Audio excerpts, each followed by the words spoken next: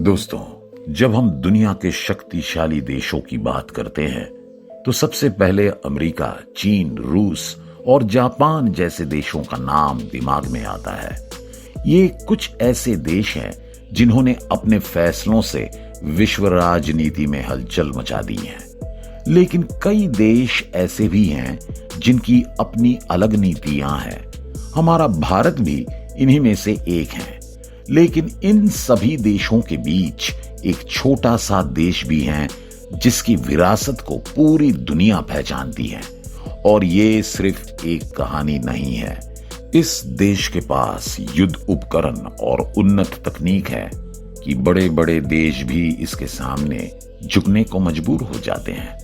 जी हां दोस्तों, आज की इस वीडियो में हम बात करने जा रहे हैं पश्चिम एशिया के एक भयानक देश इजराइल के बारे में।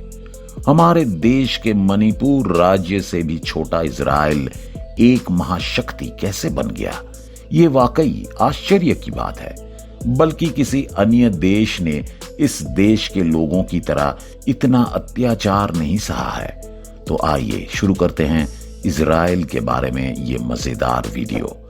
लेकिन उसके लिए आपको हमारा आज का वीडियो अंत तक देखना होगा।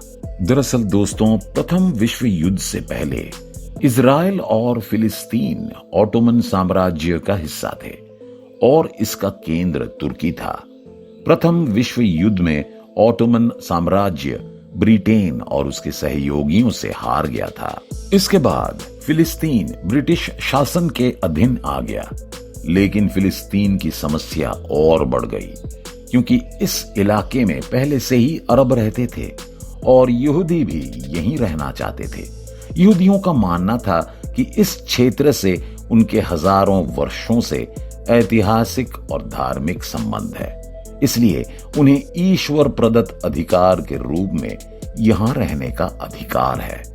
दूसरा विश्व युद्ध की शुरुआत में हजारों यहूदी फिलिस्तीन पहुंचने लगे। यहूदी होने के कारण उन पर यूरोप और रूस द्वारा बहुत अत्याचार किए गए। दूसरा विश्व युद्ध में हिटलर ने लाखों यहूदियों को मार डाला। फिर यहूदी यहां आ गए। दोस्तों, यहां आने के बाद भी यहूदियों पर अत्याचार का सिलसिला नहीं रुका। अरब लोगों ने उन पर अत्याचार करना शुरू कर दिया। दूसरा विश्व युद्ध के बाद ब्रिटेन ने निर्णय लिया कि संयुक्त राष्ट्र को फिलिस्तीन पर निर्णय लेना चाहिए। संयुक्त राष्ट्र ने फिलिस्तीन को दो देशों में बांटने की सिफारिश की, एक यहूदियों के लिए और दूसरा फिलिस्तीनियों के लिए। लेकिन यहां पर लड़ाई खत्म नहीं हुई। दरअसल फिलिस्तीनियों ने इस योजना को स्वीकार नहीं किया। लेकिन यहूदी नेताओं ने संयुक्त राष्ट्र की सलाह मान ली और इजराइल को एक अलग राष्ट्र घोषित कर दिया। वहीं अमेरिका भी इजराइल को एक अलग देश के रूप में मान्यता देता है। इजराइल का गठन 1948 में हुआ था। हालांकि असली लड़ाई अब शुरू होगी क्योंकि जैसे ही इजराइल ने घोषणा की, युद्ध शुरू हो गया और महीनों तक युद्ध चलता रहा। और इसके बाद इजराइल और अरब देश युद्ध रोकने पर सहमत हो गए। बाद में इजराइल को अंतर्राष्ट्रीय स्तर पर एक देश के रूप में पहचान मिली और इसी तरह इजराइल अस्तित्व के संकट से मुक्त हो गया। इजराइल भूमध्य सागर के पूर्वी किनारे पर स्थित है। ये दक्षिण में भूमध्य सागर, पश्चिम में मिस्र, पूर्व में लेबनान और उत्तर पूर्व में सीरिया से घिरा है। लेकिन अगर आप नक्शे पर नजर डालेंगे तो आपको इसके आसपास सिर्फ दुश्मन देश ही नजर आएंगे। इनमें से किसी भी देश को इजराइल पसंद नहीं आया। हालांकि फिलिस्तीन कोई देश नहीं है। फिलिस्तीनी एक पश्चिमी देश हैं, बल्कि वे वेस्ट बैंक और गाजा पट्टी को मिलाकर एक अलग देश बनाना चाहते हैं। लेकिन सबसे बड़ी समस्या यह है कि इजराइल और फिलिस्तीन दोनों जेरूसलम को अपनी राजधानी बनाना चाहते हैं।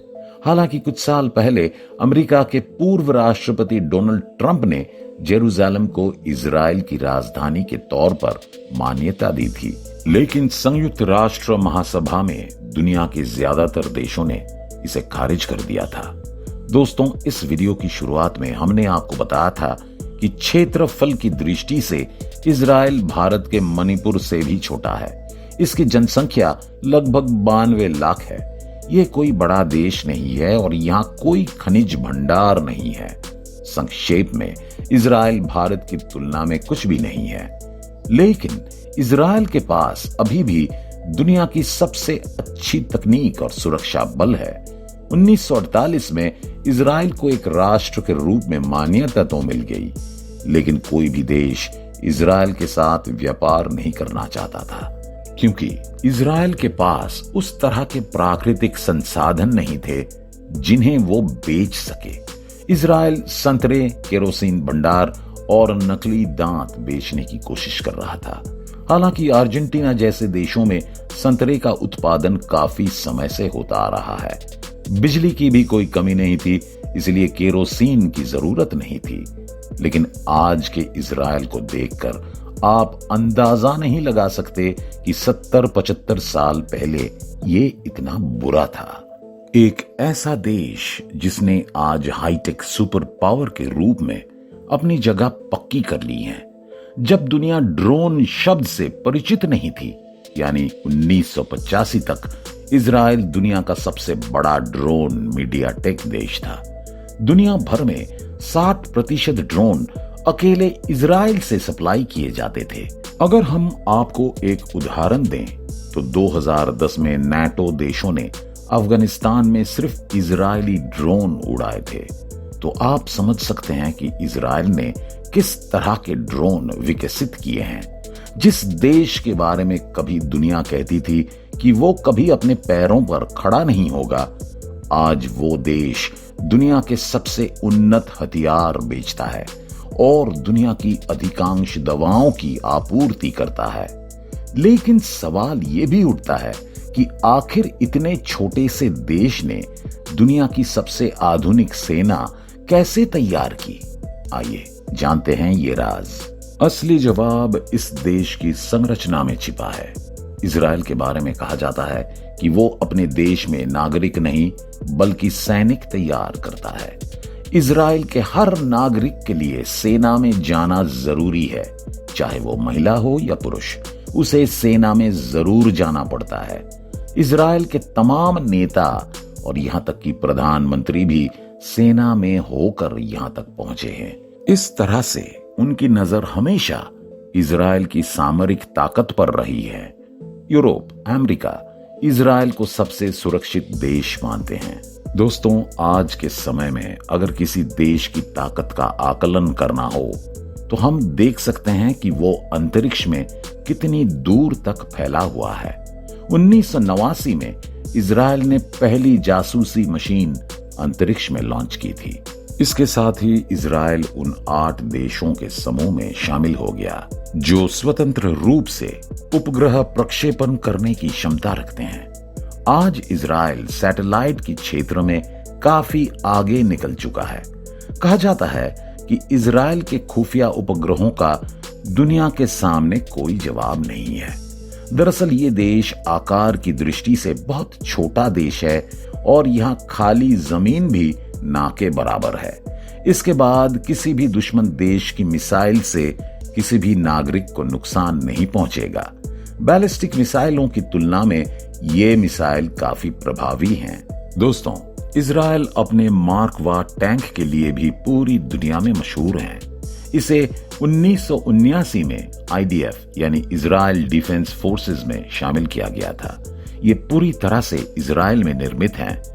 IDF के पास लगभग 1600 मार्क वा टैंक है। इजरायली वायुसेना के पास F-151 थंडर फाइटर जेट हैं। इस लिस्ट में F-151 को सबसे घातक लड़ाकू विमान माना जाता है। इसमें हवा से हवा में मार करने की क्षमता है। इजराइल के पास परमाणु प्रतिरोध क्षमताओं वाली बैलिस्टिक मिसाइल भी हैं। इजराइल के साथ साथ हांगकांग और दक्षिण कोरिया की अर्थव्यवस्था पूरी दुनिया में सबसे स्थिर मानी जाती है। ऐसा इसलिए कहा जाता है क्योंकि यहाँ महंगाई शून्य है और बेरोजगारी ना के बराबर है। इजराइल की कुल GDP 318.7 अरब डॉलर है और इसकी विकास दर करीब 4% है। इजराइल कभी नहीं मानता कि कि उसके पास परमाणु शक्ति है, लेकिन ऐसा माना जाता है कि इसने 1970 के आसपास परमाणु शक्ति हासिल कर ली थी। यही वजह है कि उनसे पंगा लेने की कोई हिम्मत नहीं करता। तो दोस्तों, ये है आज का वीडियो। उम्मीद है आपको वीडियो पसंद आएगा। नहीं तो आप इजराइल और फिलिस्तीन के बीच चल रहे युद्ध के बारे में क्या सोचते हैं, नीचे कमेंट बॉक्स में बताना ना भूलें। वीडियो को अंत तक देखने के लिए धन्यवाद।